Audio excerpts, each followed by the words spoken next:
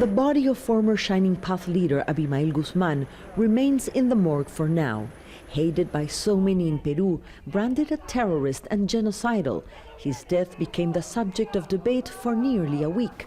Authorities denied his wife, Elena Iparraguirre, also serving a life sentence for terrorism, permission to decide his fate. Instead, President Pedro Castillo enacted a bill tailor-made for Guzman in Congress that orders his cremation. For national security, the Public Prosecutor's Office will cremate the corpses of leaders of terrorist organizations or those who committed crimes of treason.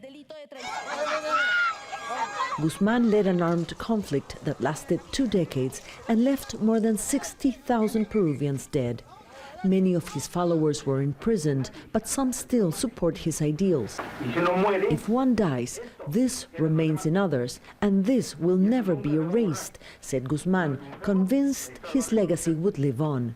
Many Peruvians worry that he won't be forgotten. I do not believe his death will solve the problem of terrorism, because there will still be people who will follow his thinking.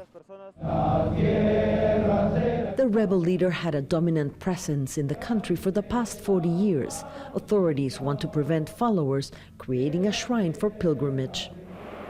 Many people say they want Guzman's ashes to be dumped beyond the 200 miles of Pacific Ocean that belong to Peru. But the question for many is, would that end the chapter of Abimael Guzman? Lurgio Gavilán joined the Shining Path when he was 12.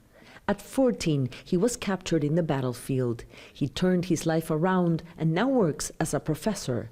He says Guzman's death is not the most important issue and believes the country is still in a phase of post-traumatic stress from the armed conflict. We carry our suffering inside, the trauma of the horror we lived through, and those wounds don't just heal. We need to talk frankly, sincerely, and acknowledge and recognize the victims. The Truth and Reconciliation Commission says Guzman is responsible for most of the killings, but thousands also died in the hands of the army and police. Authorities say the location of his ashes will remain a secret, as thousands of Peruvians continue to cope with a painful past. Mariana Sanchez, AlJazeera, Lima, Peru.